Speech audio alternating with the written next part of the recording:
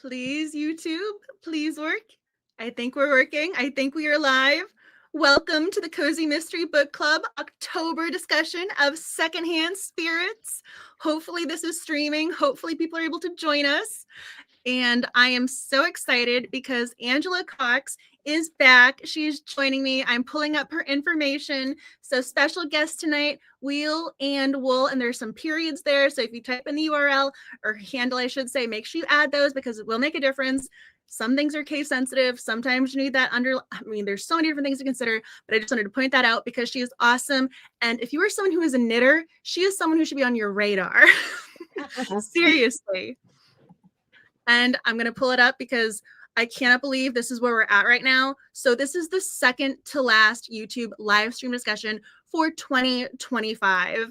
So it is Secondhand Spirits, which is tonight, and then 2-part sugar, 1-part murder for November. And then December is a buddy read. So I really hope you can join tonight and you are having fun. You enjoyed the book because the countdown is on. So you're not, you're like, I cannot believe we're almost at the end of the calendar year in a way. And No, it's been such a great year of books too. I mean, it's really, there's something so satisfying about seeing all of these check marks. But at the same time, I look at the blank ones, I'm going, oh no, we're almost done. But I'm very happy that we have these check marks. And I mean, that represents a whole lot of coziness and a lot of bookish discussions and hopefully some good times and hopefully more to come. And that's actually a really good segue. It's in my notes for later. But right now, the vote is on for 2026. So if you have preferences and you want your vote to be heard, I have the link across platforms. It's in the Instagram bio, the link tree. It's the first link. I posted the Instagram. This actual vote for the Cozy Mystery Book Club's 2026 TBR image. I spent a lot of time in Procreate designing this, actually. I mean, I wanted everyone to know to vote. And so I was going, what can I do to make it visually appealing so they see exactly on the Instagram feed? Go vote. So the link is on the Instagram page. It was in the newsletter. So please take a minute because it is hysterical. When I only show the winning titles because I feel badly when there's a title that doesn't get a lot of votes, and I don't want anyone's book to feel left out or, oh, I had a bad recommendation or people weren't interested. So I only show the winning titles. And right now, when I was looking, because they're right, as of this moment, there are over 200 votes, I think, or 250. I checked and there were a lot of votes. But when you see there are multiple ties right now for 3 months, one of the ties is 19.71% for 2 books for that particular month. And I'm going, where did the 0.71 come from? What are the votes for this particular month? What is the mathematical breakdown? But it is tied at 19.71%. So 2 titles have that for one of the months. So I can guarantee every vote will make a difference. I can tell you that. I know there have been quite a few months in the past where they were very close about which one should read next, back when we used to do that. And I know from experience with this Cozy Mystery Club that just because they don't win a spot for next year doesn't mean they're gone forever, because they often come back as buddy reads and, you know, the next year's choices. There's so many great first books of the series out there. It's hard to pick just 11 of them. I appreciate you saying that because January is actually always the second chance month of titles that almost won or have been recommended a number of times. So when people recommend books, I don't want them to think that they're ever just one and done. I keep them, I put them aside, I try and fit them into different categories. I think there's one book that I've been keeping around for like 3 years now because every year someone recommends it. And I'm going, okay, got to make sure this one's here because every year someone else who recommends it. But that's what I'm so proud of too, right? All these books are submitted by and voted on by book club members. I think there's something really sweet and beautiful about that because like this is literally everyone's selections. These are the winning titles. So it's hopefully everyone's choosing a book that we will enjoy. But I think that's really sweet that these are all the titles that people want to read and hopefully, you know, they'll join the discussion. And I'm just so happy that they participate. It feels there's something so feel honored that people vote and participate. I think that's the best word. I'm so happy. And there's something about people taking time out of their days to recommend books and then vote on them. So I'm very happy and just I'm just very appreciative of everyone who votes and takes part in this as I get emotional right from the get-go. And Oh my gosh. So yes, we do have this month's book that we actually do have to talk about as I get off on the tangent digression. But I mean, someone up above just said they love Secondhand Spirits. I've seen a little bit of a range of responses. Some people absolutely loved it, 5 stars. Some people thought it was a little too detailed. Some people love the narrator, others were a little iffy on her. So I'm curious what you guys thought. If you liked the book, if you liked our sleuther, what you thought of the mystery. There's a lot to unpack tonight. Also, can we just acknowledge this book cover is so different from what we typically see? And that was one of the comments too. Some people thought this was great because it was such a different book cover. And other people are going, oh, it looks juvenile. Oh, what?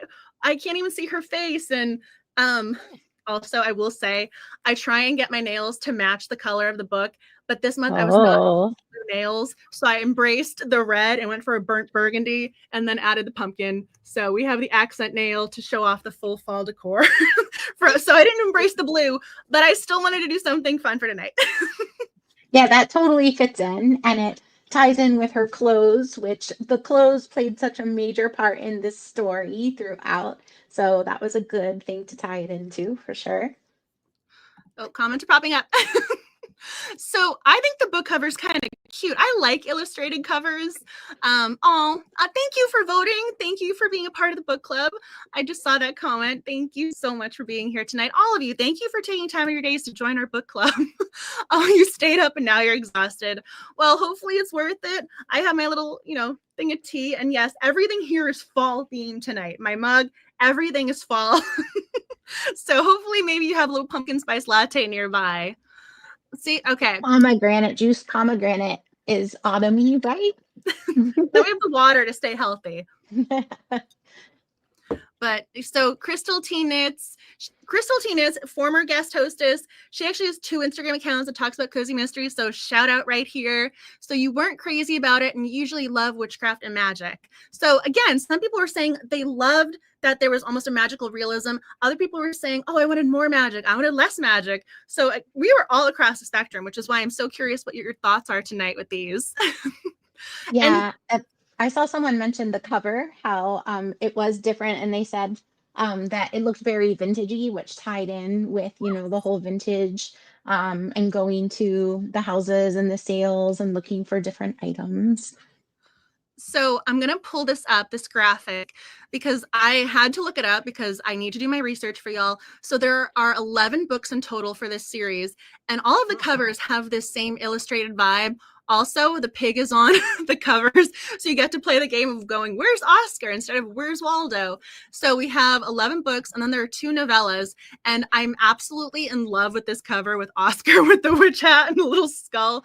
I don't know why, but I think that is so stinking adorable. I don't know who this illustrator was, but shout out to them and their creativity. So there are some more reads in the series if you did enjoy it, but I did just want to mention this because all of the book covers have kind of the same vibes. The first 2 have that background up top that has the almost like it looks like a wooden board behind the title, but the rest of them don't. But other than that, it's very similar, although they look a little bit brighter. So maybe not as dark with the blues, but same sort of colorful, fashionable vibe. So do you like that? Do you like the covers? Yes? No? I like the covers. I feel like I've read a series by her before. I was reading her bio at the end, and it mentions a book series called Art Lovers Mystery Series. And I think I am looking over there because I think I have it over there. I think that might have been the very first cozy that I ever read. Yeah. And it had a similar, very cartoony cover to it, I remember. Seeing those covers, though, I have to say that is not how I pictured Oscar in my imagination. I know she talks about, this is going to sound mean, but she talks about how ugly he is. And he's supposed to be the gargoyle who turns into a pig. We don't get the gargoyle on the covers. We get the cute little pig. I want to see what the gargoyle looks like. I think he should be more gray with like really spiky. You know how pigs can have that black, spiky little fur? Not fur. Again, I literally came prepared. Yeah, there you go. That's exactly it. But just grayer. But that's more how I pictured him. You got it. We were I in the try same so space. hard to be ready for y'all. I really do. Oh, so I am, yeah, people are saying paranormal, October, Halloween. Okay, we both have to show the shirts because when she sat down, I saw she had the ghost. I'm doing the spooky bookworm. So we're all going for the spooky vibes tonight. But I think this is hysterical, and you guys can correct me. But did we not actually have any ghosts, even though it says love the vintage, not the ghosts? Because she was very, very specific that she's not into ghosts. She has issues with them, and it was a demon that she had to fight. So did we actually have any ghosts? Please, someone tell me, because I'm kind of curious. Because It even felt kind of spooky though. I mean, she had that whole like as soon as she went into Miss Potts' house, she like, felt eerie, and I liked that when she even touched the clothing and things like that, she could like sense something. So even that may not be like a traditional ghost, I kind of felt it in that way. like the specter, the sort of the soul, the astral projection. I don't know. I've seen way too many paranormal TV shows because I really get into the terminology. Maybe I'm getting Oh like a man. little too nitpicky. Oh, people want they want the gargoyle form. Okay, thank you. And yes, it was okay. Voodoo spirit. Yes, thank you. I was trying, but again, is a spirit a ghost? I have questions. Never mind.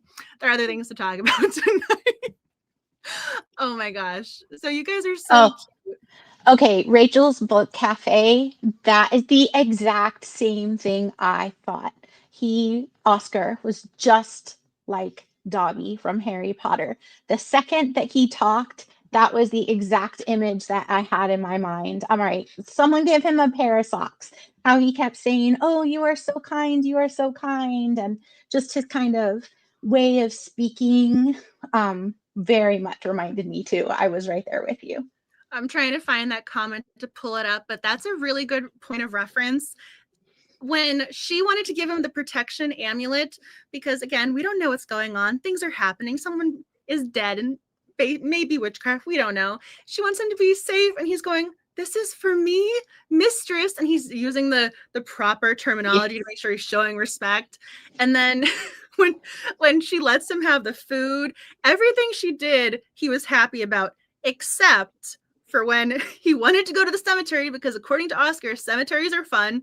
We're not going to get into that, but he thinks cemeteries are fun, and the only way she's going to let him go is if he's in his pig form, so he's not going to be the gargoyle. And she puts him on a leash, and he was so angry about that. But yet, I understood why. What are you supposed to do with a pig roaming around a cemetery otherwise? But other than that, everything she did, he was just honored by. Yeah, I still, Crystal Teenitz put in, I'm a little suspicious of him too. I don't totally kind of like Dobby at first, kind of, the owner, the original owner, which seemed to be Max in some way. I'm not totally sold that he's doing everything for the right reason. I'd also like to see future scenes with Oscar just in his full gargoyle form, just in the shop, like hanging out, and someone tries to pick him up and buy him. I kept waiting for that moment. I mean, when Oscar ever said he can get in touch with Aidan telepathically, that was when you're kind of going, wait a second, I'm sorry, can we back up? Because first of all, Lily did not find this Oscar as her familiar in the traditional, I love how I get to say traditional witchy way, because they're obviously classic witchy ways, right? So it wasn't as if she moved in the house, the cat nearby, or she saved him, he saved her. Aidan, the local head of the witches, I don't know what his Oh job yeah, title is. Aidan. I think I said Max. Max Aidan. is the potential Yeah, love interest, and we're yeah. gonna have to talk about him coming up. But the Uh-oh, way Aidan, double agent Oscar. but he gifts her the familiar, and then she falls in love with him. She thinks he's part of her soul. But it was so funny because she's given this little gargoyle and going, what am I supposed to do with this thing? And I'm a little iffy. I kind of believe you. I'm with the double agent comment here, because when he could ever say telepathically and message him, and also we do get a little hint here with when Aidan sees Lily again, he mentions Oscar, and she goes, how did you know I named him Oscar? Because ding, ding, ding, she hadn't told him that. So someone else did. Wink, wink, nudge, nudge. Yep, I see it happening. I wonder too, like how much of it is Lily kind of wanting to really not let anyone know that she does magic and kind of hiding, as a normal human.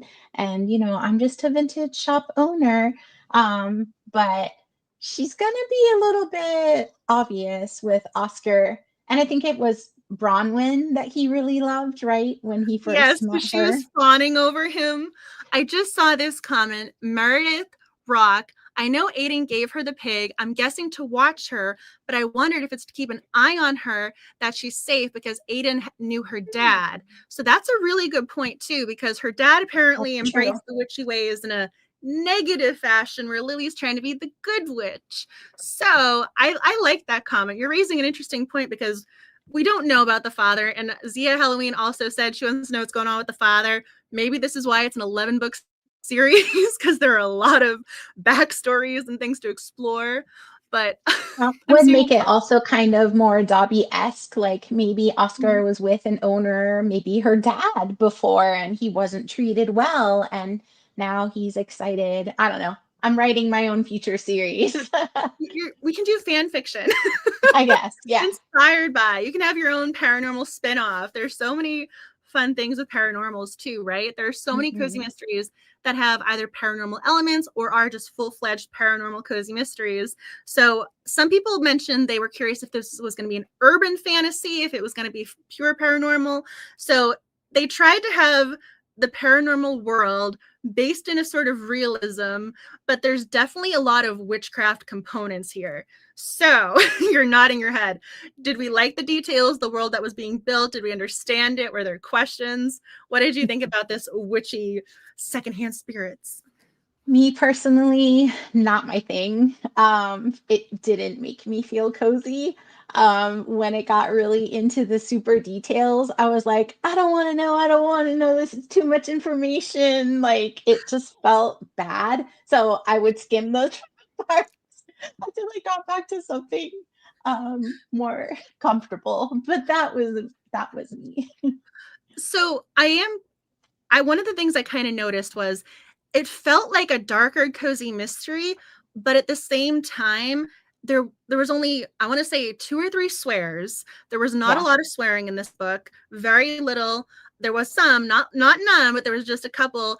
There wasn't anything graphic. The violence was, but for some reason it still gave darker vibes. And I don't know if that had to do with the witchcraft, maybe the darker book cover, but it did come across. We previously read If You've Got It Haunted by Rose Pressey, and that book is just pure joy from start to finish. It is just funny puns. I didn't really get the pun vibe. There weren't a lot of puns. It wasn't, oh, here's a joke. And I think Lily she felt traumatized to me, like she had a very rough life, or she felt misunderstood. And so she felt kind of, she was withdrawn to her, and this is her coming out, making friends. So I think her sadness kind of came across on the page too. So even though it wasn't a dark, cozy mystery, maybe there was a sort of component where it was the character driven, where she felt a little darker, even though she wasn't innately negative. So I'm kind of curious what your thoughts are on that. Yeah. And yes, I don't know. Both kids. Yeah. It wasn't cozy for me. And so I don't know, even though she was trying to be nice and do it the right way, I felt it kind of contradicted all the many details that were included. Like some of the things I'm like, and I think it was even in the end where she referenced like some of this actually came from this book. And I was like, I don't know. There are some things I'd rather not know. And this book had a lot of things I'd rather not know.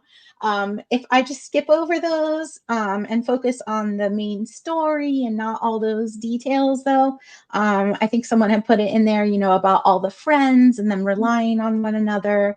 I like how she went into that neighborhood and, was getting to know them, even though it seemed kind of a rougher place, how she wanted to start her life over and for it to be positive, and she wanted to fit in, but she still wanted to kind of be her true self at the same time. I just tried to focus on all of those things. But I definitely would say for me that if this was not our book of the month, I probably would not have read it all the way through.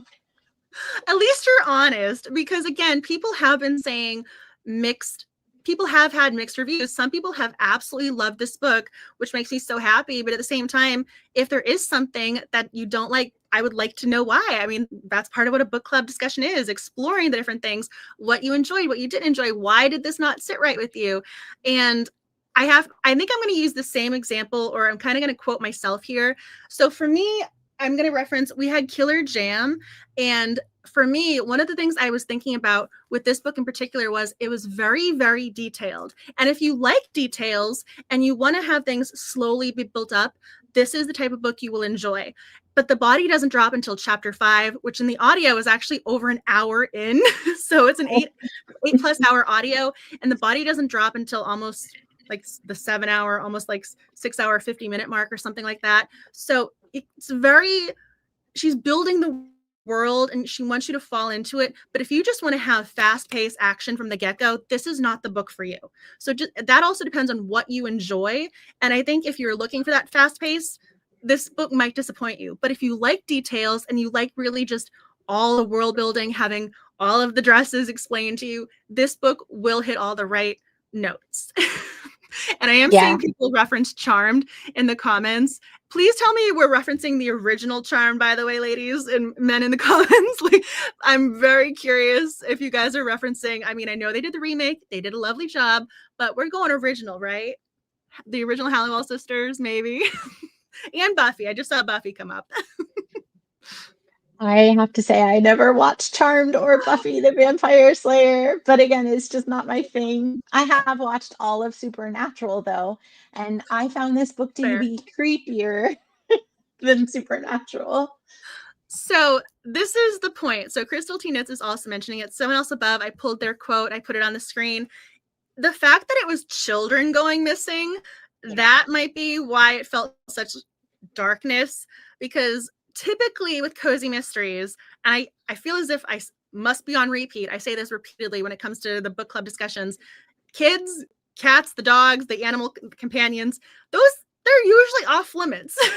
So there's usually, when it comes to cozy mysteries, it's no sex on the page, no swearing or little to no swearing, very little to no gore on the page with the blood. So we also had the body be found in the star, so that felt very visual. So even though we don't have the on the page murder, the way the body is found is very visceral. And this is, again, almost like kudos to her as an author. It felt very real. So if you don't want that realness, this isn't the moment you want to read about. And then she goes and visits where they found the body. I skimmed that part. But then you have children going missing for 25 years. So they said every year or every other year a child was going missing. So she's able to save one child, but there's been at least a dozen, maybe 2 dozen who have gone missing over the years. So there is a travesty and a devastation that we really only kind of hinted at.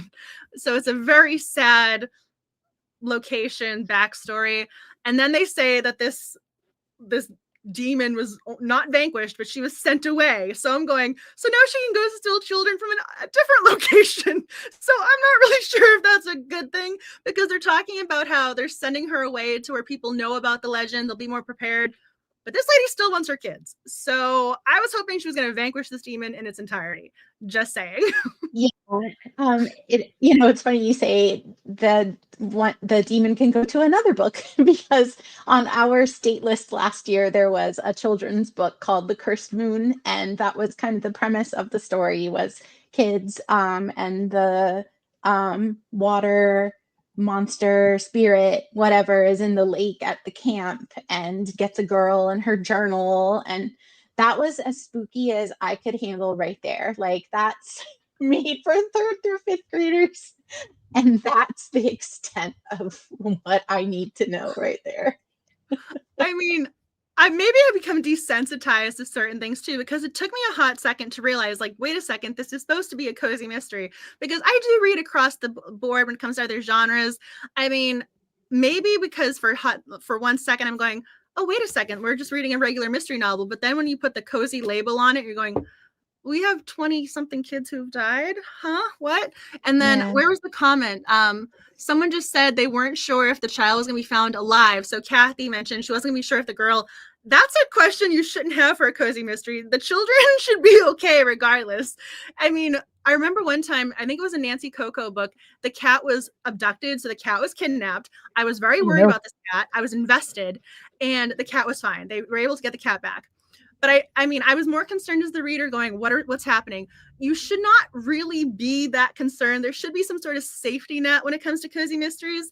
And I kind of agree. I'm going, I don't know if we had that where we thought we were getting the child back and she was going to be safe and healthy. And again, we weren't sure what was going to happen when she was able to pull her from the depths. Because there's this kid in the ocean. Like, where is this child? Where was Yeah.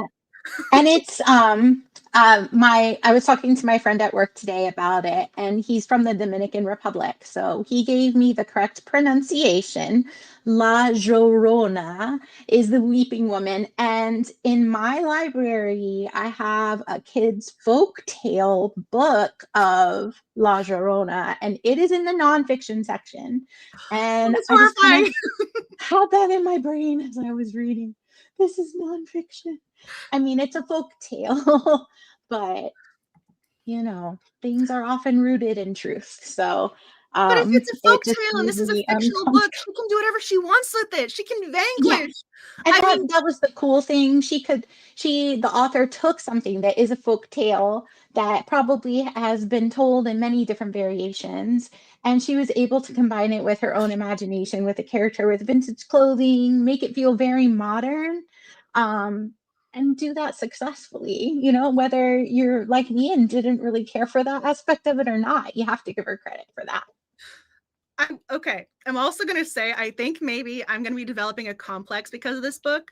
So I did not have the right reaction with this. And then she mentions it again later on because this comes back a few times. So our leading lady, Lily, when she brushes her hair, she now takes the hair that's been brushed out and burns it. And the same is said with her toenails and nails when she clips them. And based on, I mean, you can see I get very regular manicures. So I have not been burning my fingernails when they've been cut off. So now I'm going, am I cursed? Is someone cursing me? I never would have been concerned about my fingernails being clipped in a public location before this book. But now I'm thinking, should I really be getting my nails done? I don't know what's going Right. on. It puts a little nugget in the back of my brain. Yeah, and when we got to that part about Sandra, who obviously she was my suspect, but then when she was getting tortured, I was like, okay, not her. I was wrong. She knew to go in there to look for the charm or whatever she called it that was impacting her and hurting her, and it really does make you kind of think twice about right things. It's creepy. I mean, I will say I'm with you. I don't know, maybe it was during COVID. I've watched a lot of television. I've really watched a lot of TV shows, and I have seen every episode of Supernatural. And that show is dark and it has its moments, but there's levity too. Dean and the brother Sam, they have a nice rapport. They have jokes. Then you have fun episodes where they're in the Winchester Mystery House and they'll be reliving the same day and these fun things happen. Scooby-Doo remake episode. Best one ever. I mean, maybe this is going to be one of those another book in the series. We super lighthearted and nothing will really go wrong and it's all a misunderstanding. But I'm not sure when we'll get into spoilers. I don't know if this is too much of a spoiler because we do have a murder and a big reveal. But I'm just going to say it. So hopefully people here, I'm not ruining this for you. Our first victim actually committed suicide. And having someone commit suicide in a murder mystery novel is also something I made note of. I am looking around for who killed this person, and there was no actual technical killer. So I wasn't sure how I marked that in here, and I was like, what do you mean? I've never, ever read that in a cozy before. And I kept reading. I'm like, they're going to go back and say that they were wrong and that it was something else. But that never happened. So we had I'm gonna mess up. It was one of the. It was called the Snow Globe. We had a book several years back where it had to do with the Snow Globe shop. I'll look it Oh, up I and have that one too. Yeah. and so if you haven't read it, block your ears for 10 seconds. We have an accidental death in that particular Mm-hmm. book. And Yep. that was a huge conversation topic during that book club discussion.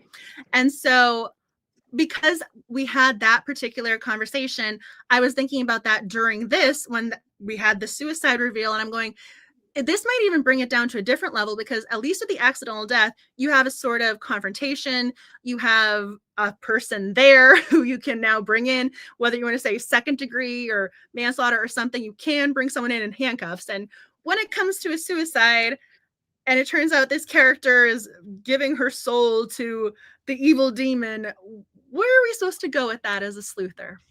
Where do we go?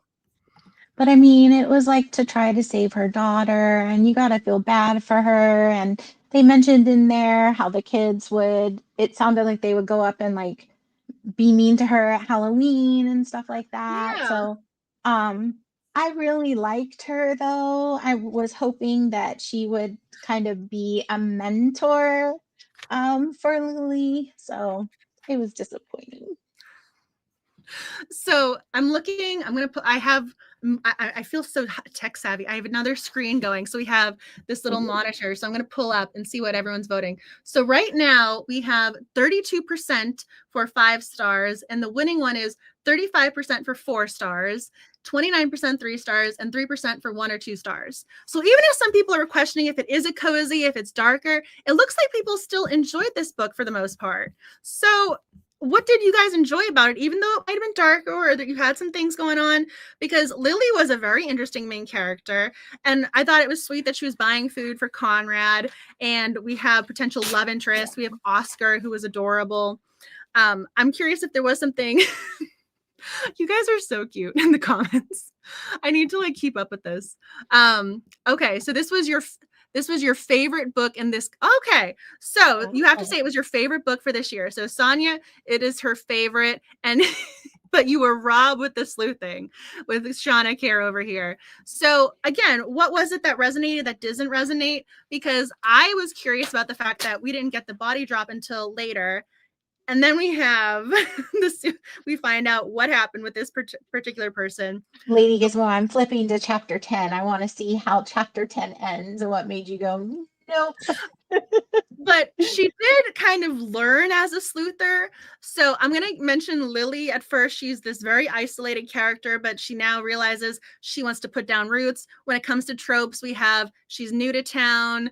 She's opening her own store, so female entrepreneur. We have the friends, so the nearby stores are her kind of community. So we have different things we are hitting on for coziness.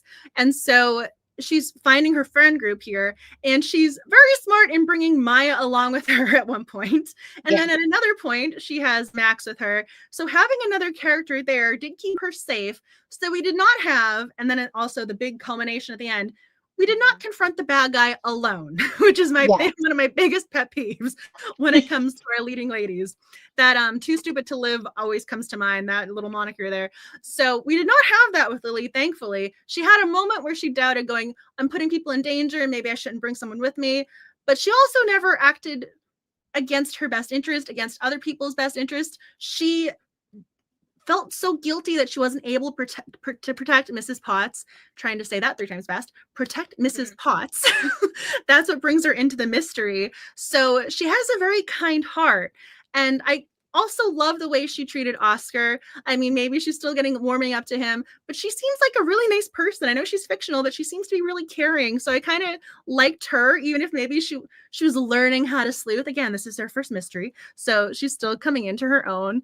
But yeah, she was very introverted, and finding the friend group, it was interesting to me because she didn't have the built-in best friend. Because sometimes when you open a mystery, everything is established with the family, with the sister, with the BFF next door. So for this book, we were really doing a lot of world building, introductions. She did not just drop you into the middle of the story and go from there. That's why I say we are building with the details. So if you like details, this is the book for you. And it was somewhere totally new, which I really appreciated the fact that that was kind of the theme throughout the book, of being true to yourself, being true to who you are, going to a new place, experiencing new things, being strong and doing those things. And all of those positives, like you said, it just had such a direct conflict for me with all of the really dark details. And I think, as soon as I started to be like, get that cozy feeling, then there would be something really dark. And I'm like, oh no, that's right. And I skim past it and get back to the cozy. So it is historical that you mentioned Supernatural before, because they had the Wax Museum episode and we had the Wax Museum here. So that was actually one of my notes over here with the Wax Museum reference. So for some reason, I don't know what came first because that show was on for such a long time. Yeah. But I was getting different references for different things. So at one point there was a book series, then it became a 1-season TV show. I think it was the CW, The Circle. So again, learning her craft. She's the powerful one. If she's in a coven, they get her power. So I was kind of seeing different things pop up where I'm going, oh, I'm noticing that from here. And I reference the Charm. We have the Book of Shadows. That was a huge thing in Charmed. If you didn't see Charmed, that it was passed down from their family. Every woman was adding to it. By the end, the book was getting pretty large. So different things from different shows. But yeah, the Wax Museum, the puppets, I gotta say, that was very visual. I know it's a book, but I'm picturing it and it's kind of giving you like the heebie-jeebies. I mean, also, why would Aidan, this powerful male witch, why is that his business? Yeah, I mean, I don't know. Why would that be the thing you choose? It makes you kind of wonder, like, he's really into statues. Gargoyles and statues, and what are they really doing? Are they really just wax? I've been to Madame Tussauds. They look really real, really real. So again, when it comes to murder mystery TV shows, I know my stuff, and I just got a flash. There's an episode of Rizzoli and Isles where he was building statues and there were the dead bodies inside. And then there was a little hand on the desk. Guess what? There was a hand inside the statue. So I don't know, maybe that just went really dark in my brain, but I don't know. I have questions about the Wax Museum. maybe that comes up in a future book. He just had office space there. But if you're in San Francisco, why would that be where you choose your office space? He has all the options. And also, I'm gonna guess, based on the way he was dressed, presented himself, she even mentioned that she herself had a very nice financial portfolio using her magical mystical powers to ensure she had a nice bank account so she could live a secure life. If he has the money to rent out a space, he has his choice. So he's choosing the Wax Museum life. Okay, the office space was free. Well, I mean, who can pass up a creepy office space with wax figures? He knew a guy. He knew it. But isn't that makes it even worse though, right? Like, who's this guy he's friends with? Like, why is this your life? I don't know. I have multiple questions about the Wax Museum. I know I'm getting hung up on that. It was just it wasn't even really a part of the story. It was just a thing. Oh my god. Yes. So we did get a lot about San Francisco. So someone up above mentioned that the author's other series is also set there. And I've been to California several times, but I've never been to San Francisco. And of course, I had to be prepared. So naturally, there are graphics involved. So if you've been to San Francisco, did she nail it? Was there something you wish she had added, expanded on? Do you think she got the vibes right? Because other than seeing Just Like Heaven one too many times, because again, that's a great movie, Reese Witherspoon, Mark Ruffalo. Other than seeing that movie a lot, which is set in San Francisco, I don't know too much about the place. So I felt like I was living vicariously with her story and this character. So I am curious if people have been there, what they thought. Yeah, my San Francisco is Monk and Full House. True. I almost forgot about Adrian Monk. Yeah. I should never have done that because he's my guy and I've seen every episode more times than I should admit. Oh yes, maybe just because I've seen Just Like Heaven recently. HBO, when they have their free movies on and they're on repeat, so it's been on a lot. But true, Monk. How could I ever forget my Monk? I love Adrian Monk, and he's been on. Maybe this is why too, right? So I watch the news a lot, and he Tony Shalhoub has this new show on CNN where he's baking bread. So lately I've been seeing him with his mustache, and he's very low key. He's got the open shirt. Like, he does not look like Adrian Monk. And I'm very disappointed in that. He's a real human. He's not his character. So he's been advertising this show nonstop if you watch CNN. And so I haven't seen it yet, mostly because I love him as Monk and I don't want to break that facade. But maybe that's why it wasn't coming to mind, because I'm looking at him as a real person now. Who would have thunk? Marta said that the vibe feels consistent with her experience. Very interesting. The vibe, I've never, well, I grew up in Iceland, but except for that, I have never been off the east coast of the United States. But except for Iceland. But from my book reading experience, this seems more like a New Orleans type kind of setting than San Francisco. But, you know, based on my Full House Monk experience of San Francisco, you know, I can see why I would think that more. So that's interesting that it actually kind of is more true to San Francisco. I mean, kudos to the author for nailing that vibe, though, because when it comes to books, if you're doing it if you're basing it and setting it in a real location, people who've been there will know the details. People who haven't been will brush them off. They won't know if you made the incorrect reference, the street, whatever. But the people who live there, you will be on there. They will never want to read you ever again if you mess up their details. And I was thinking about, so I'm in Massachusetts. Halloween, Salem, it is tourist season. So a witch city mystery, I was thinking about that the other day because some things were right on point. Other things I'm going, okay, this was Salem 10, 15 years ago, but if you go there now, that's not actually on point. But it was just because life happens and things were updated.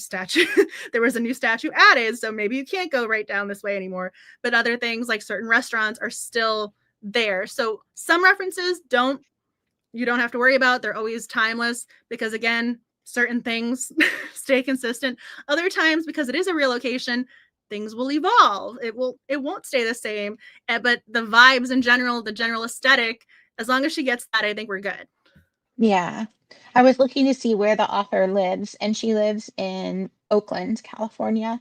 So I'm not sure how far away that is from San Francisco, but maybe they're kind of close. Seems like she knows what she's talking about. I saw the comment up above. I do have to say that this made me so happy. That what's her face? How dare he not really be Monk? I know. How dare he? How dare Tony Shalhoub not be Adrian Monk in real life? I don't know. You probably can't see them, but I have all of the Monk books up there. So they're all up there. So my Monk obsession is very real. I love my Adrian Monk. I should have said that as my reference, but HBO and Just Like Heaven. Anyway, anywho, but if there is something I don't want to forget, if there's something you guys want to talk about, please add it in the comments because all the comments are going to be gathered. And then I'm going to pull this up. One winner is going to be getting 2 paperback novels courtesy of Kensington Cozies. So Come Through Your Door by Carleen O'Connor, which actually just came out today, and Wish and Tell. She's a great author. She's very talented. I actually the other one is Witch and Tell by Angela M. Sanders. Carleen O'Connor, I tried something when I did my interview. I interviewed her a year or 2 ago at BoucherCon, and I broke up the interviews so that each of the interviews, instead of just being 1 hour long component, I broke them up into 15-minute intervals. So it's funny because the first interview has a lot of views. So I'm going, oh, maybe I should have just left it as the 1 hour mark. But if you're interested, that interview is on the channel. It's also saved as an episode of the Chatting Cozies podcast. She is prolific. We read her before for the, her character was Siobhan. I'm blanking on the title, but she's great. I also think Angela M. Sanders. There's another interview. Again, I actually interviewed both. I believe I didn't acknowledge this one before. I have another interview with Angela M. Sanders over on the channel too, or on this channel. If you like witchy vibes, she's your person. And this is a witchy vibe in a library. So if you want paranormal cozies set in a library, you got to check it out. I like how you have that ready to go right there. They're all like around me. I have both of them over there. I was doing stuff earlier, trying to be prepared and plan in advance for y'all, so I can go grab it. But then you guys will see that I'm wearing pajama bottoms.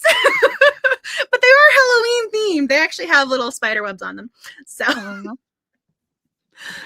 So please, anyway, so please get your comments in, because I will gather all the comments. Then one winner will be randomly selected. I will announce the winner in the November. And again, I can't believe I'm saying November email newsletters. So get those comments in.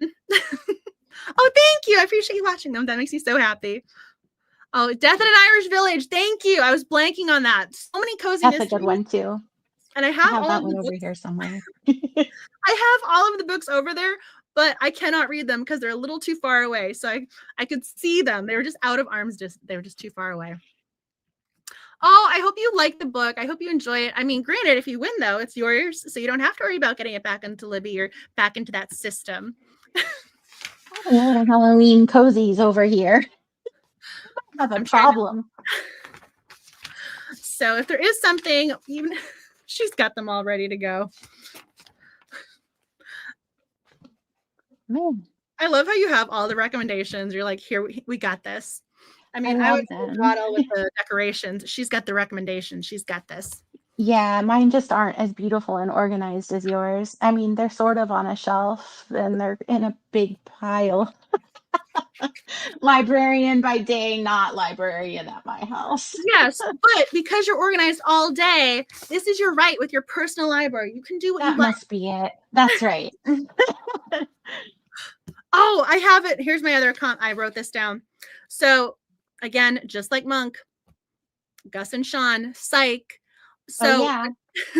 So when Lily goes to the voodoo store to follow up and do some sleuthing, because she's looking into things now, she's doing some research.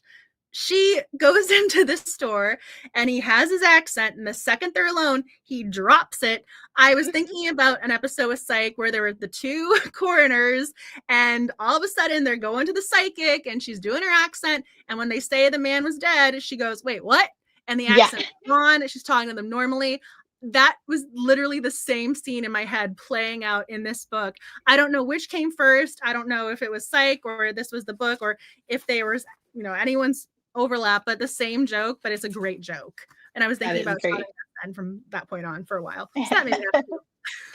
I also wrote down, I really liked this quote. It said, "There's many a slip twixt cauldron and lip." I'm like, ooh, that is really good. And that kind of ties back in with you were saying about the hair earlier, right? Like you really want to make sure that what you are doing stays on the good side of helping people and not saying things wrong.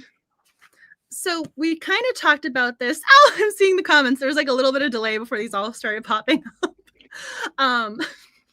So when it came to the mystery, did we solve the mystery? So we already kind of got into spoilers. I already kind of spoiled one of the mysteries over here, but you said Sandra was your choice, and so it wasn't until she was literally being strangled by the vicious. Yeah.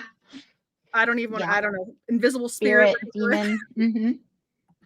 But so Sandra definitely was coming across. She was giving all of the evil vibes. She wasn't presenting herself well. She stole 2 wedding dresses. She's breaking in. She's being very pushy. She has the Witch Hunter's Handbook, the Malus Maleficarum. Again, not something you want to have. Our leading lady is always talking about vibrations. No, that's and she even said that in the story. Like, no, she should not have this. Does she know what she's doing? And then I had to go back. So we have Bronwyn and Maya, and I really liked them as the friends. So I didn't want it to be them. So I wasn't going to suspect them. Yeah. So I'm just going to say, when it came to the big reveal and she goes, "Make sure this person's present," I did not solve it. I actually had that "who is Dolores again" moment, and I write down every name as I'm reading. And then as I'm reading it, I didn't want to go back to my notes because I wanted to see if I could remember. And my first thought was, is she the barista at the coffee house, or is she the lawyer? And I couldn't remember which one she was off the top of my head. Then I went back and looked it up. So I totally was not on my radar. The only thing when I went back, I'm going, okay, so she was at the graveyard when they were burying Mrs. Potts. So she was staying next to Maya. Maybe that was supposed to be an indicator that she was there. But at the same time, that didn't resonate at that moment. I wasn't thinking, oh, she was the mother. She's the child. Very in the background. And it's like one of those, like you said, you had to go back and look and be like, what? And just like on the show where you're like, it was where did this person come from? So I wrote it down. So her name, Dolores, meant pain, Yes. but okay. I don't know what everyone's name means, symbolizes. I mean, Lily, I know, is the flower. I mean, there's certain things that are very easy. Angela's angelic. I was, named for the angel. It's so surprising. So you know your own name's history, but I did not know Dolores meant pain. So that clue was very specific. And also the last name Keenan means crying. And apparently that has to do with another clue. But if I didn't even know who this yeah, I didn't know who this character was. I wasn't going to remember her last name. So I also wouldn't know what that last name meant. So with those two clues really went right over my head. Those did not resonate with me at all.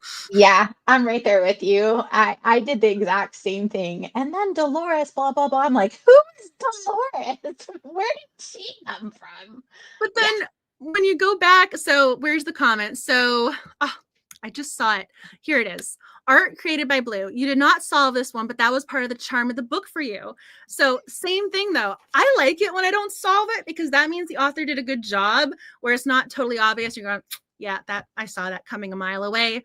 Now you're just want to finish the book. The story is over. I mean, there is a beauty in not knowing. And so I am curious if you guys liked not knowing, if you're happy you didn't solve it.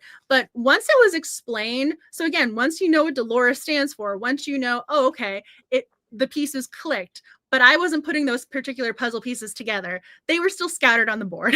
They were still on the floor for me. Yeah. It depends for me. Sometimes I like to guess because I feel really smart and I'm like, yes. And then other times I like to be surprised. Kathy said I felt bad for her other daughter, Elizabeth. Yeah, me too. That was really sad. Once you realize the actual context of why Mrs. Potts broke off the connection with her daughter and why she didn't want to see the grandchildren, I mean, this woman, you don't want to say you respected her because she wasn't killing her grandkids, but she was still helping kill children. So still problems, but she didn't want to kill these children. Yeah. Okay, please don't take, whoever is watching, please don't take that out of context because if that becomes a gift somewhere on the internet, I am in trouble. That is a terrible way of phrasing things.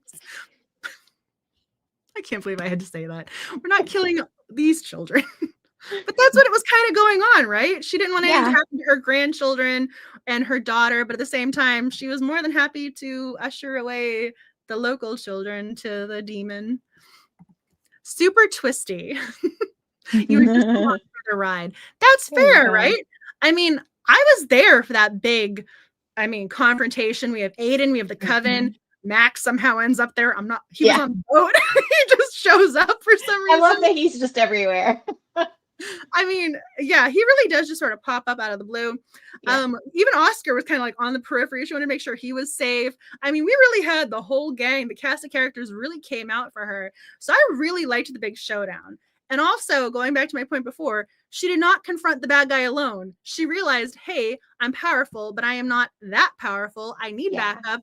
And she finally was going, yep, introduce me to your coven. I'm going to ask Aidan. Okay, I'll owe him a favor, but at least I'll be alive to owe him that favor.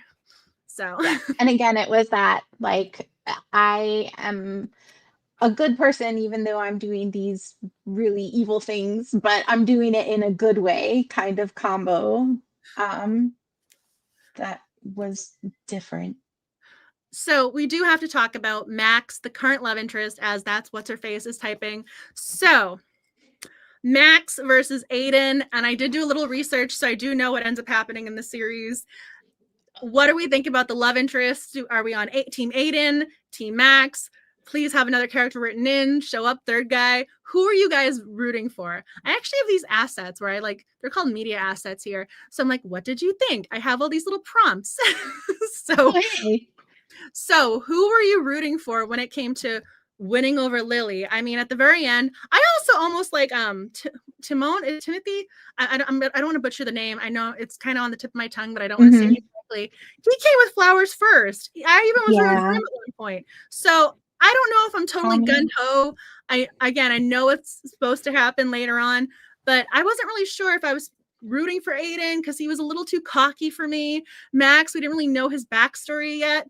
If anything, my dog, his name was Max. So like innately, I just love the name Max. So of course I'm going to gravitate to that name in general because I named my child Max. So I was more attached to the name than the character.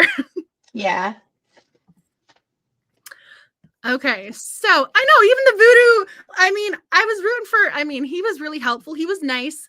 He gave her Tomas. Thank you. I knew I was so close. Thank you for knowing that. You were on point. So there were a lot of great characters. So you didn't care for Max. You didn't think it was a good fit with his attitude about witchcraft. So I am curious. You have almost two sides of the opposites here, the two sides of the coin. You have the actual head of the witches and then the guy who's the debunker. So they could not be more opposites when it comes to their personalities, what they represent, who they are. I mean, is there like a middle? I mean, there's just two of them. I'm just okay. I have to say, I'm tired, and I just saw that comment pop up, and I could have sworn it said I liked Adrian Monk. Oh, well, of course you have to love Adrian Monk. I mean, that's a given. But it said Aidan more.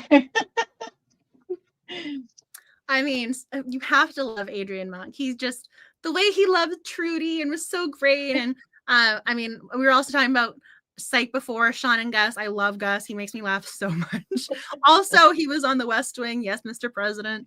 So yeah, I mean, when it comes to the leading men, we have some really great mystery guys to compare them to, right? We have some wonderful leading men who come to mind immediately. Mm-hmm.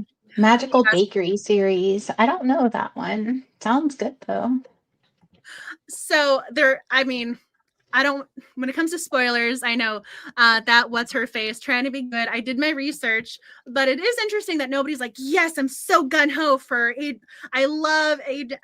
I almost said Adrian. Aidan. I love Aidan. He's my guy. He was so slick, and I love the way he presented himself. He was great with this and that. And nobody's saying the same thing about Max. Like, oh, their first date, it was so romantic. Their connection, sparks were jumping off the page. Nobody's saying that. Is anyone going to in the comments? I'm waiting for someone to be like, yes, she had good. She had more chemistry from my perspective. She seemed very attracted to Max, but when she reveals herself, like we're in spoiler territory, she fixes him up. So she brings him back to her place, and she never does that. She's an introvert. Having someone in her home is new to her. She fixes him up, and when she reveals she's a witch, he walks out on her. So for me, she referenced Bewitched at one point. So I've also, again, I've been to Salem in the last couple of months trying to absorb all the fun Halloween vibes. I saw the Bewitched statue. I started watching it. It's on Hulu if you guys want to go down that rabbit hole. So I was getting Darren vibes from him. And I don't think that was a good thing for me because Darren is actually my least favorite character on Bewitched, because if he would just support Samantha and say, yes, you're a witch, I love you for you, that would alleviate probably 90% of the problems and episodes for that show. But because of that, nope. So I'm kind of curious if that's the vibe we're supposed to be going with here, where, oh, okay, so because I don't fully understand witchcraft, we're going to have some butting of heads. We're going to have some different conversations. It's almost, again, the vampire slayer and the vampire Buffy. I love it. She got it. Oh, we did read that book years ago, Brownies and Broomsticks. It's over here. I have it over there too. It's right up there with the little I have a little series. I think I only read the first one, so too many books. Not enough time. It's hard to keep track of all of them. Yeah. And again, being a cozy, but not really being a traditional cozy, was something that the author did really well.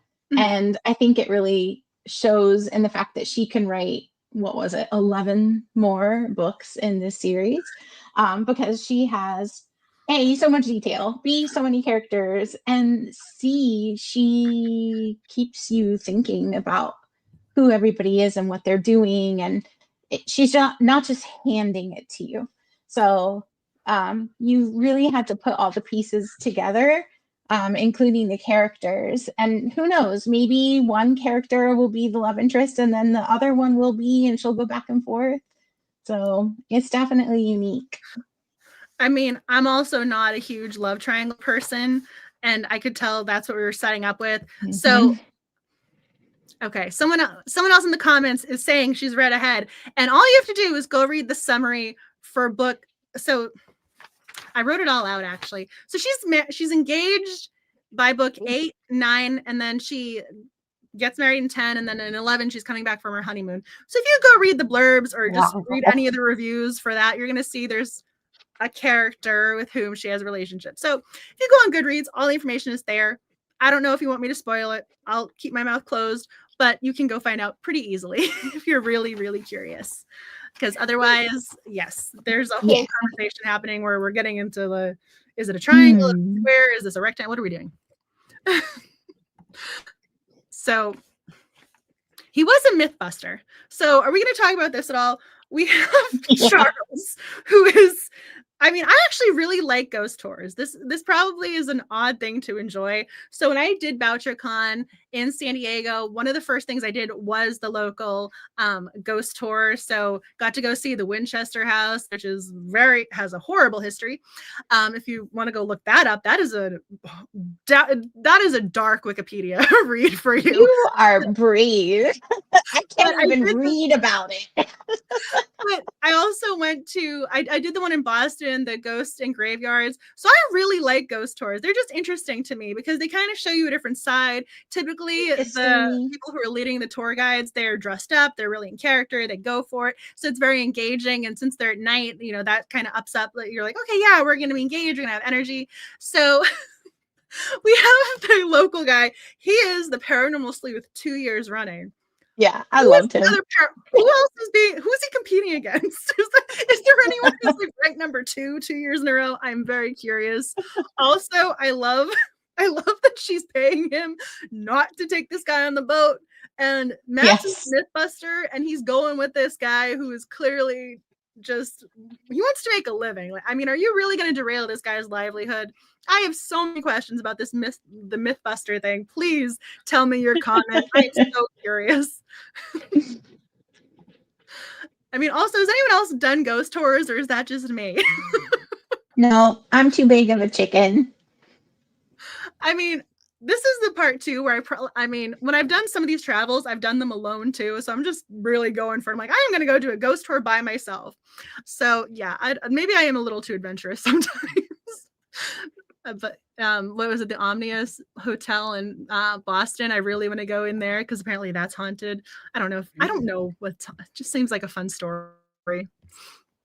He was a good comedic relief. That's very true. He was. Yes. I did a ghost tour in Salem. Actually, I did 2. And then I did multiple walking tours. I love the Salem walking tours. They're a lot of fun. If you ever do Salem, okay, first of all, don't come here in October. It is scary. There's something like 30 or 40,000 parking spots, and they get something like 1 million tourists over the course of the month. Wow. So it's pretty it's interesting. There's a lot of people. So come in September or come in November, but maybe come in August or September because that's usually nicer weather. Fun fact. But other people are doing ghost tours. Thank you. Oh, you did a Ghostbuster. Oh, that's so cool. Oh. So yeah, New Orleans. Those are great places. I mean, they even reference New Orleans in the book. So I had this written down somewhere in one of my notes where they were saying New Orleans is getting too crowded, which is why they were moving to the Bay Area. Yes. I don't know why, but I thought that was great. That was such a random line, but I loved it. Yeah, I'm with you, Shauna. We can like go get a coffee and read a cozy. Maybe because like I don't totally believe in it, but I love the stories. It's just fun to hear. I mean, I will say when for one of them, they brought you into the cemetery and they're like, look at these headstones. That was a little scary. But other than that, for the most part, it's been fine. But even then, some of the headstones are beautiful. They follow you home. But some of the headstones are beautiful. You see the way they've evolved and what they started with. I drive by our local cemetery every day and I admire it. And it's the daytime and I drive past it. I've walked in there a few times in the daytime, and then I go back home Fair. in the day. I'm just looking down. So one of the other characters, we haven't mentioned him yet, but Carlos the cop. Yeah, I I was love gonna this guy. say, I think she should end up with Carlos. I mean, I come love on. him. He was one of my favorite side characters, and I don't think we got enough of him. I thought it was absolutely amazing how he goes, you're a witch, right? And he was totally on her side. She's thinking she's a full-on suspect, and even he's going, yeah, you didn't really have a motive. I'm not buying it, but we're just here. We're eating our bagels, drinking our coffee. It's fine. Yep. But he was so sweet that he goes, you're a witch, and he fully supported her. Yeah. I thought that was And just so cute.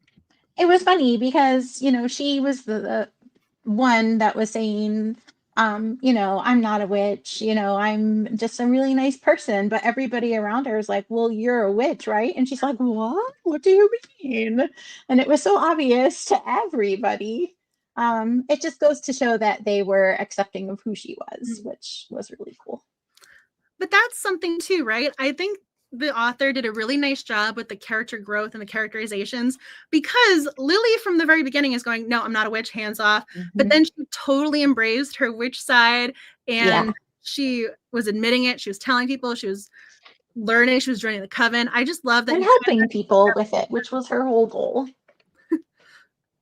He was very sweet and very accepting. I mean, they said his aunt was potentially a witch, but even then, just because you have one family member doesn't mean you're going to be open to the possibilities. You could just think, hey, you're the crazy relative I see at Christmas. So he was But I gotta say, I liked the way the characters evolved, and we got to see the different interactions. Aw. Yes, thank you. So Ashley Pendergrass here is kind of pointing this out perfectly. Everyone was clocking and noticing she was a witch. So in all fairness, if you go, you're saying you're going on a ghost tour and you're worried and she thinks you're in danger, and she gives you the medicine. She has the medicine bag on her, her little protection spell. She just can whip this out. I mean, she had the things ready to go. She knew her stuff. Like, I mean, she memorized that Book of Shadows, that grimoire. She knew the potion. She knew things off the top of her head. And most normal people will not know those things off the top of their head. So when you do know the specific terminology, history, facts, people are going to kind of perk up and take notice. Yes. Herself away. She might be a sleuth. This little pouch. It's, you know, it's nothing. It's just a gift. Just take it. But he did give it back to her. So I got to give Max credit. He did keep it close. It saved his life technically. So that little thing came in handy. But I just love that she had it ready to go. And I like I pointed up here because when he hands it back to her, she goes, oh, I don't have any pockets. And she tucked into her bra. So that's why I went from going down here because she had it on her waist to up here with the bra strap. So I thought that was cute that he gave it back to her. Yeah. But also it shows you how sweet and thoughtful Lily is, because she's had that for years. And she just, without hesitation, gave it to a stranger to keep him safe. So again, I felt like that was more insight into the Lily character, her moment. So I really liked hers. I know she's fictional, but I'm rooting for her. I'm just saying. You've made me like her a little more. I have to admit. But I still think this book is too creepy for me. But that's fair. I mean, you seem to like it, but you didn't love it. And some people, let's see, the winning percentage right now is 40% for 4 stars and 26% for 3 and 31 for 5. So again, it's across the board, and that's totally fine. It's nice when I want you guys to feel safe in saying, I love this book, I didn't like this book. I'm not going to say, oh, I'm going to change your mind. That's something that I've personally experienced and don't appreciate, when you're going, oh, I love this book, and someone else is going, oh, I hate it. This is why you should hate it too. No, I'm not going to do that. I don't want you to do that. I want this to be a positive, safe space where you can say, I enjoyed this book. I loved it. This is why I loved it. I didn't enjoy this book. These were the issues that I encountered. So I'm glad you guys, please feel free to just say, and as long as everyone's respectful, that's all I care about. But hopefully this book was at least entertaining. Maybe you learned a little bit about San Francisco. Maybe you learned a little bit about paranormals. Maybe you're going to pick up another paranormal in the future. if you are going to read this series, I am curious if you're going to be picking up book 2, because again, clearly I'm going to pull up the images because we have a few books here. Oh, where's my little lovely, I was so happy too when I found this little ghost image. I have it as a graphic too, I'm pretty sure. Yes, I do. I I've do been making stickers lately. That would make a great sticker. I was working. I didn't get it printed up in time, but I do have a sticker currently in the work that says, I love paranormal cozy mysteries. So of course I'm working on something for you guys. I'm always working on something for you guys. Planning ahead. But yeah, if you guys have any comments, please get them in. If there's something about this book you were hoping we were going to touch on or discuss tonight, please add it in the comments right now. I am just looking. I have all sorts of notes because so much is going on right now. I am just going to pull this up. So please make sure you vote for the 2026 TBR. That's probably the biggest thing.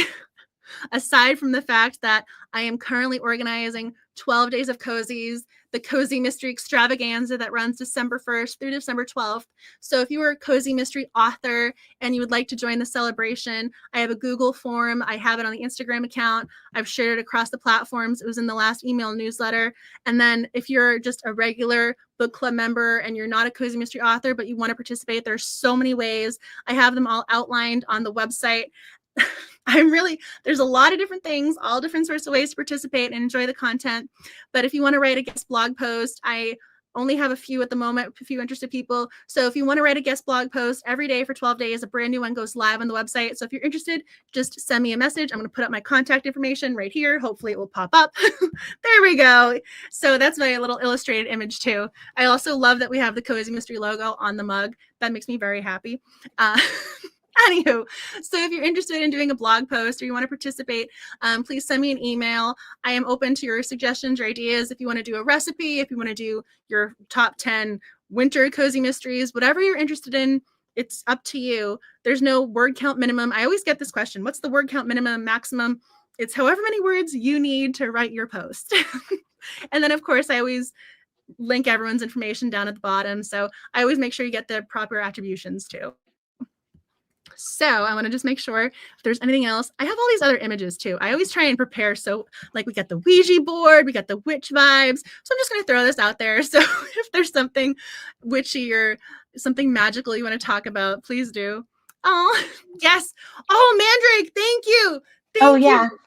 I was totally picturing them in the class when Neville, he didn't have earmuffs on, or he passed out. Just leave him there.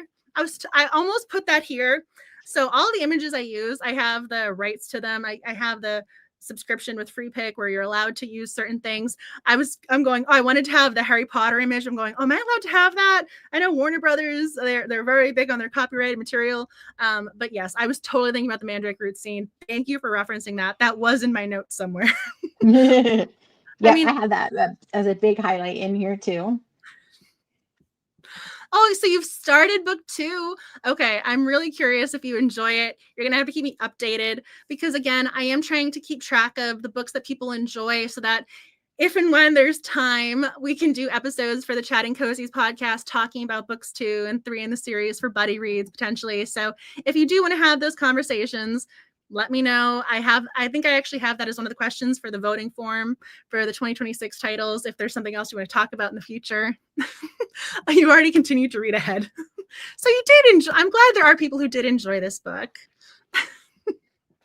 Oh, you guys are so cute. There has to be with that many in the series, and I think because it is such a unique cozy that it's definitely going to have its fans. But that's kind of nice, though. Again, there's a book for everyone. Whatever you're interested in, for you. We just got to find that book.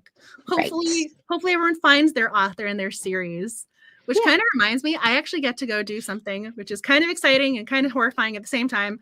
I get to do the check mark. Dun, dun, dun, dun.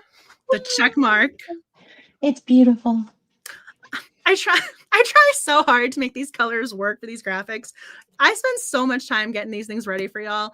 I want to make sure that they're visually appealing, they're easy to understand, but I cannot believe that we only have 2 books left on the official 2025 TBR. So we have made some significant progress. I'm so proud of us. I mean, seriously. But I mean, if you're here every book club. You guys are amazing. And even if you don't join all the time and sporadic, you are welcome to join whenever your calendar allows. If there's a certain book you want to celebrate, please celebrate it with us. If one book isn't for you and you DNF it and you don't want to join book club one night, that's totally fine. I'm just happy that you guys are here enjoying this conversation. Oh, thank you. I'm glad you guys are so sweet in the comments. I know I get to do the check mark. That's an exciting moment. I don't have the party popper. I sometimes have them here because I plan ahead so much, but I used the last one last month. So, and all your check marks are different colors, which I absolutely love.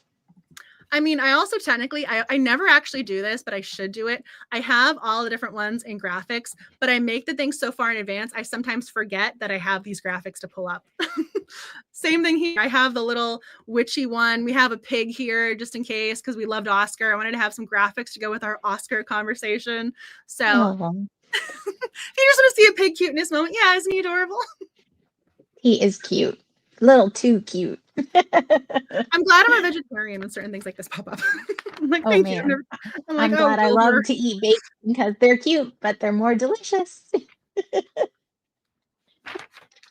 she says it with such a smile. And you don't like darkness, and you make a joke like that. But that's really no. But the best bacon I ever had was my grandfather's neighbor's pig. So, there you go. In Gallivant, this is a very odd reference, but the love interest who became the villainess, she had a I forget if it was a goat or a pig named Jenny, and then she goes, and then I had to kill Jenny and eat Jenny, and ever since then I don't think about what I eat. And the way she said it was so matter of fact, it's ingrained in my brain. Also, if you haven't seen Gallivant, I think it's on Hulu. It's a great musical comedy thing. It's highly recommend. Totally nothing to do with cozy mysteries, just thought I'd throw that out there. It's tease. That's great. You guys are eating the turkeys. Okay, so Marta, I understand. Marta actually is next month's one of the guest hostesses. Let's see if I can pull up that image. So next month, just to make sure everyone's on the same page, we have our book. Let's see if I can pull it up. It's 2-part Sugar, 1-part Murder by Valerie Burns. And so we have 2 guest hosts next month. So we have Marta, here's her information. And then we have, I believe she's here in the comments tonight as well. So we have 2 guest hostesses in November. I can't believe I'm saying November. Oh, time is flying. But that actually is one of the other things I almost want to make sure I talk about. Is I've shared all the information in the email newsletter. It's on the Instagram. I'm pretty sure it's on. I'm trying to do the Blue Sky and the Threads accounts. So if you want to sign up for Christmas cards, I have been diligently working on them because there were a lot of people who were interested. But if you'd like to receive a Christmas card from yours truly, I have a Google form for you to submit your information. And this year, I'm great. Well, so what I did was this year I'm going to be doing Christmas cards for the last year for people who placed orders on Etsy, and then whoever signs up with the Google form, because last year wasn't too many, but I had enough of the cards sent back where I'm going, okay, I need to update my contact list. I need people to send me their new information. So I was going, here's the method we're trying this year, and we're going to go from there and see what happens. And there's been already a lot of people who signed up, so my hand has been getting a lot of exercise. I also had to order more cards twice, so please don't. I know. Well, this is almost the unofficial start for 12 Days of Cozies is when I send all of the Christmas cards out. Obviously, Angela Cox is going to be getting a Christmas card because she's on the list. She's always. I love them every year. I'm so happy when I get it in the mail. I'm pulling up her information again. If you guys aren't following her, please do. She's so lovely. She's such a positive sweetheart, and I'm so glad she joined me tonight. She's so sweet. But if you guys, she's getting a Christmas card. If you want a Christmas card as well, the Google form, it's been shared across the platforms. It's in the email newsletter. So if you want a Christmas card, let me know. Because that's the system this year. We're doing the last year of Etsy orders, and I just remembered there was also something else about the Etsy orders. I usually have them here. I moved them because the dog was trying to eat them. So because the 12 Days of Cozies, the theme this year is Agatha Christie. All of the Instagram photo challenges are inspired by Agatha Christie, the queen of crime, the woman who created this subgenre that we celebrate every month. And I celebrate pretty much every day with the Cozy Mystery Book Club with all the social media accounts. So to celebrate her, one of the things I've been doing for the Etsy is that every single time I get an order, I printed them off. You guys might remember I made a few barrettes, some clips with the little dollhouse books with the Agatha Christie book covers. So it took me a little while to figure out the sizing, and then I just got really invested in it. So now I have little Agatha Christie book cover stickers that I've been including in all the orders. So in honor of 12 Days of Cozies, I'm just including them as extras. So if you place an order, you can expect some Agatha Christie. But again, I just wanted to throw that out there because there's so much 12 Days of Cozies. They're almost little puzzle pieces. I got to make sure I keep track of all of them. This is why I color code stuff and have multiple planners and post-it notes. And my hand is tired from writing things. But yes, all these sorts of things are in the works. But if you place an Etsy order, so the last year of Etsy orders are getting cards, and everyone who fills out the Google form. So that was one of my things I wanted to make sure I mentioned tonight, the Christmas cards. Oh my God, there are comments I didn't notice. I'm so sorry. Oh, there's so many. I just saw it said 20 plus comments, and I'm going, oh no, I'm so sorry. I had the media assets folder open. You're good. I was reading them. Oh, I'm glad. Thank you. Party mentions about Barnes and Noble having them. One thing I've always wanted to do, but I'm not organized enough to do it, but my creative brain is creative to do it, is if you save Christmas cards that people send you, you can cut off the cover of the card, and then boom, that's your Christmas postcard to send out. How awesome is that? I mean, I don't know if I'd have the heart to cut it up. Just don't send it back to the same person who sent it to you. Someone did that to me once. So I include extra. So one year I included certain stickers, and here's the thing, right? I do custom stuff.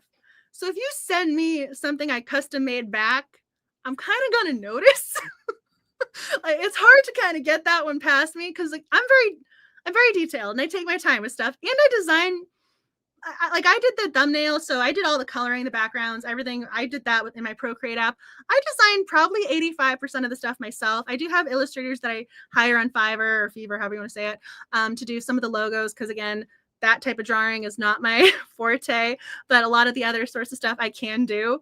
And so if I design something myself and you mail it back to me, I'm kind of gonna notice that. Just being honest. I mean, this is like the question when it says, does the Cozy Mystery Book Club only read cozy mysteries? I have these moments where I'm going, I did not just get this, did I? Yes, I did.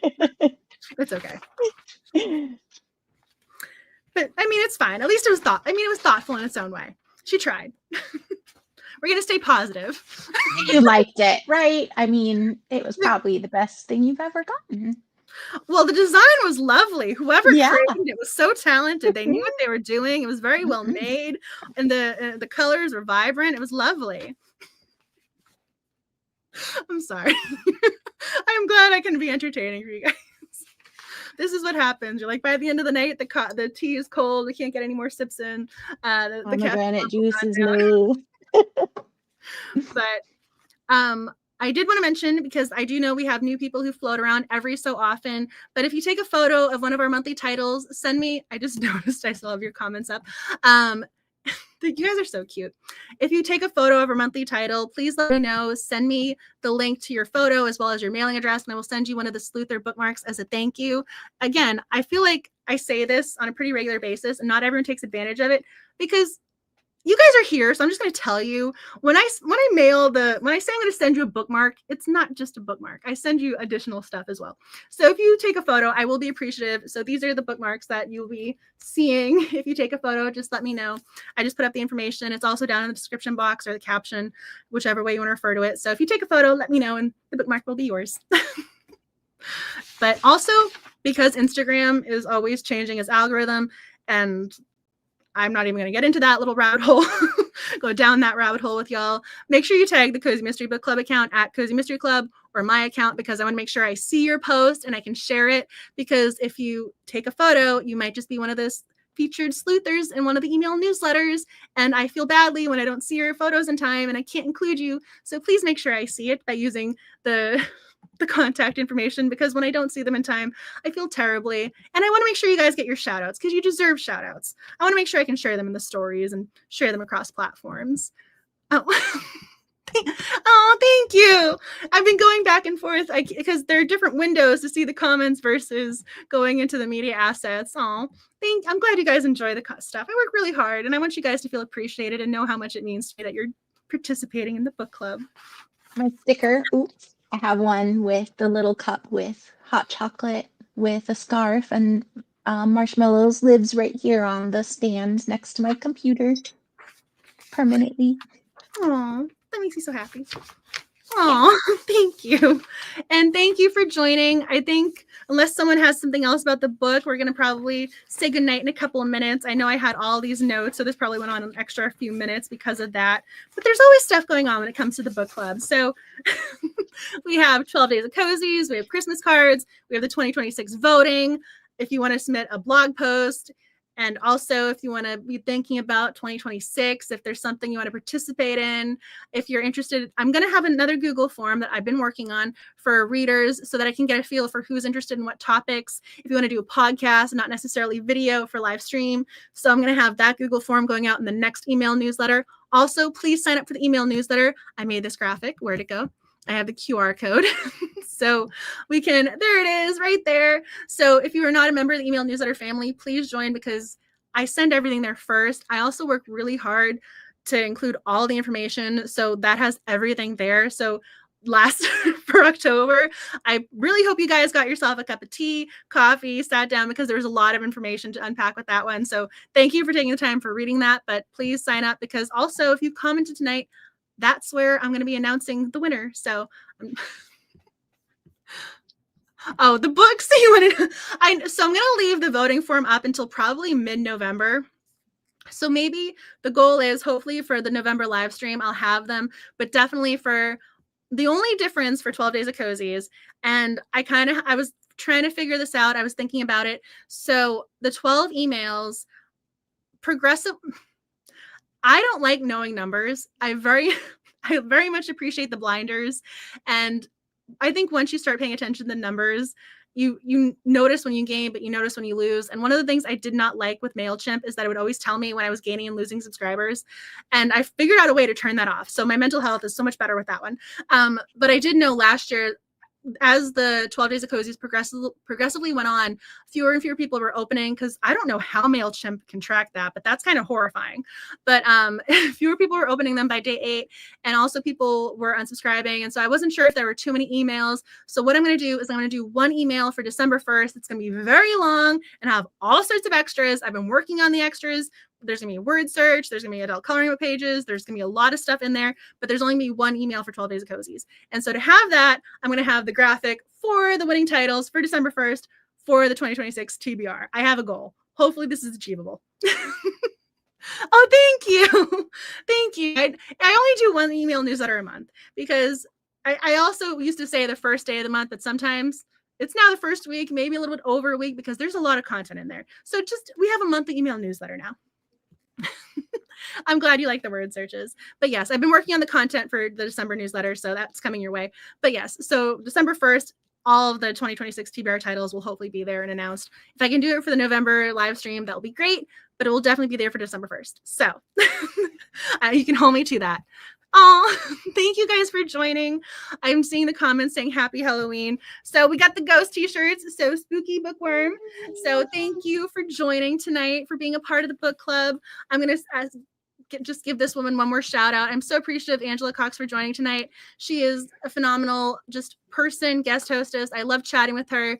She's always so positive. If you're a knitter, she is definitely someone you want to connect with online.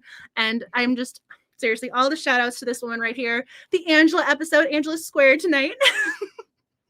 And so, oh, you guys are so sweet in the comments. Thank you for joining. I'm just going to put it up one more time. Next month's book is 2 part sugar, 1 part murder. And please know that is the final live stream for this year. So if you haven't joined a live stream or you've only been able to join this one and you want to join more, that's your last chance for this year. So make sure you mark the calendar, circle it, highlight it, because it's last Tuesday of the month. And then it's the buddy read for December and 12 Days of Cozies. So time and lots of hot chocolate. Time is flying. So I really, the comments, thank you guys so much. And I really hope you guys have a safe, happy, healthy Halloween. Please take care of yourselves. Treat yourself with the candy, but be safe there as well. And I hope you enjoy next month's book as well. And thank you for talking about this month's book, Secondhand Spirits. I know. Thank you to Angela Cox for joining. Thank you guys. I really do appreciate it. And I hope you guys enjoy the rest of your night. And as always, happy reading, writing, and sleuthing. Bye, everyone.